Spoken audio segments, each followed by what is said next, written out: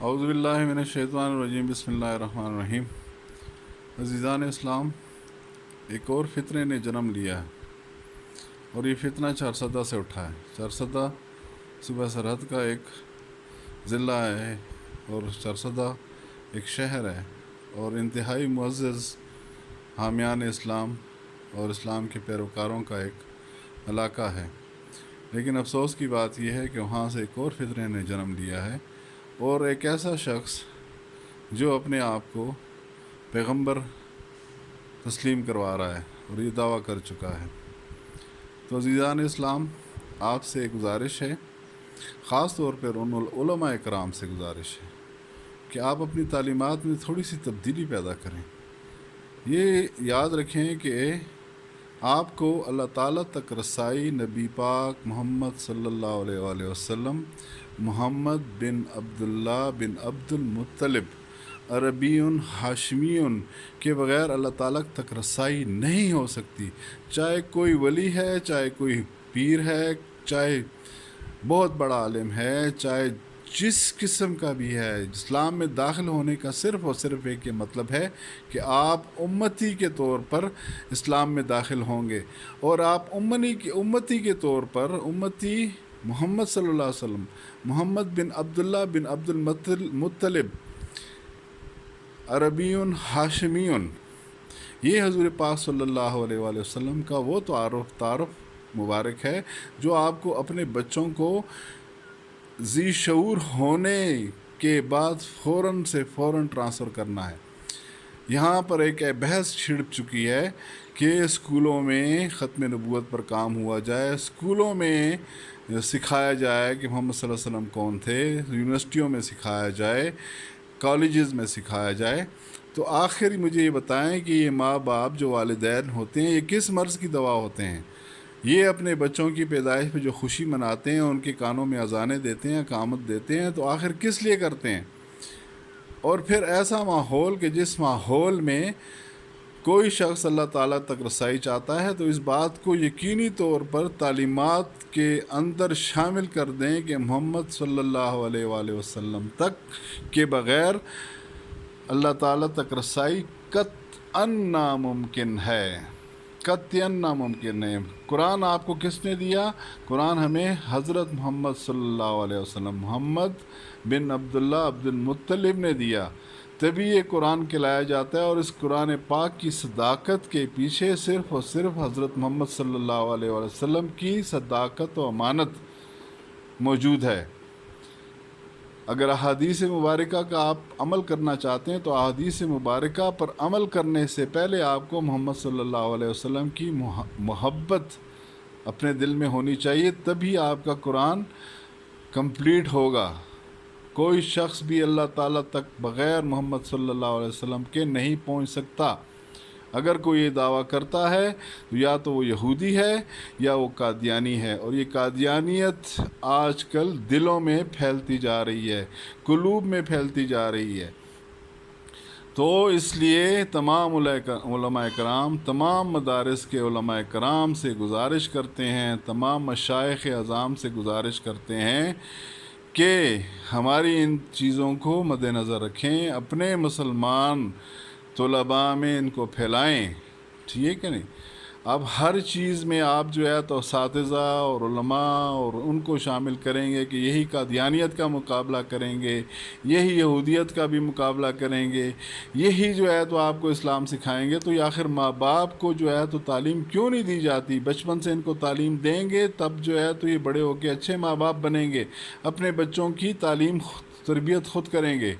جس گھر میں بھی اس قسم کے فتنے پیدا ہوتے ہیں، ان کو چاہیے کہ وہ اپنے بچوں کے اوپر نظر رکھیں کہ ان کے بچے کس طرف جا رہے ہیں۔ موبائل لے کر دے دیے جاتے ہیں اور واٹس ایپ پہ وہ استعمال کرتے ہیں، سوشل میڈیا استعمال ہو رہا ہے، طرح طرح کے پروپیگنڈے استعمال ہو رہے ہیں، اور بچوں کا زیادہ تر وقت جو ہے گیموں میں گزرتا ہے، جو بچوں کے زیادہ وقت سوشل میڈیا پہ گزرتا ہے۔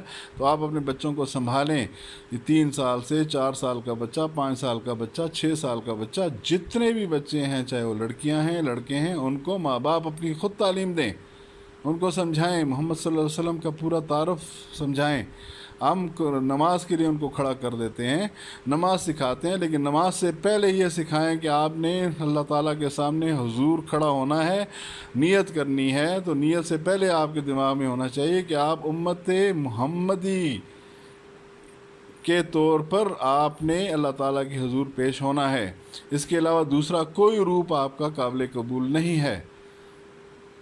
اس لیے اپنے بچوں کو تربیت دیں، آپ کے عطا کہ آپ کے بچوں کے دلوں میں سے قادیانیت نکلتی جائے۔ شیطان بھی قادیانیت پھیلاتا جا رہا ہے، شیطان سے جو ہے تو چھٹکارا حاصل کرنے کی کوشش کروائیں، تزکیہ نفس کی طرف لے کے جائیں، بچوں کی شروع سے تربیت کرنا سکھائیں۔ بڑوں کی تربیت نہیں ہو سکتی ہے، یاد رکھیں، بچوں کی تربیت ہو سکتی ہے۔ جب بچوں کو قرآن حفظ ہو سکتا ہے چھوٹی عمر میں، تو ان بچوں کو یہ عقیدے بھی پختہ کروا دیں کہ محمد صلی اللہ علیہ وسلم کا جو تعارف ہے آپ کے دل و دماغ کے اندر صرف اور صرف ایک ہونا چاہیے کہ محمد بن عبداللہ بن عبد المطلب، یہ ان کا وہ تعارف ہے جو کہ ان کے شجرہ مبارک کا ہے۔ محمد الرسول اللہ خاتم النبیین صلی اللہ علیہ وآلہ وسلم، محمد صلی اللہ علیہ وسلم کی والدہ ماجدہ کا نام، محمد صلی اللہ علیہ وسلم کے والد گرامی کا نام، محمد صلی اللہ علیہ وسلم کے نانا نانی کا نام، دادا دادی کا نام، ان کے چچاؤں کے نام، ان کی اولاد کے نام، یہی جو اہل بیت اطہار کے نام یہ بچوں کے دماغ میں ہوں گے تو بچہ انہی تعارف کے بغیر کسی اور کا سوچے گا بھی نہیں۔ اس لیے اس چیز کو اپنے دماغ میں ڈال دیں، اپنی تربیت کریں، اپنے بچوں کی اس لیے تربیت کریں۔ کہیں نہ کہیں سے جو آپ آج کل جو ہے تو پٹھان بھائیوں میں سے جو ہے تو فتنے نکلتے آ رہے ہیں، کیا وجہ ہے؟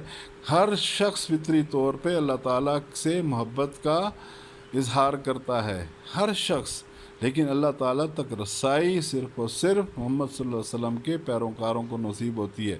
اور محمد صلی اللہ علیہ وسلم کون ہے؟ محمد صلی اللہ علیہ وسلم عبداللہ، حضرت عبداللہ کے بیٹے ہیں، صاحبزادہ مبارک ہیں، حضرت عبد المطلب کے پوتے ہیں، حضرت فاطمہ رضی اللہ تعالیٰ عنہ سلام اللہ علیہ کے والد گرامی ہیں، حضرت ابو بکر صدیق رضی اللہ تعالیٰ عنہ کے پیغمبر ہیں، ان کے ساتھی ہیں، ان کے دوست ہیں۔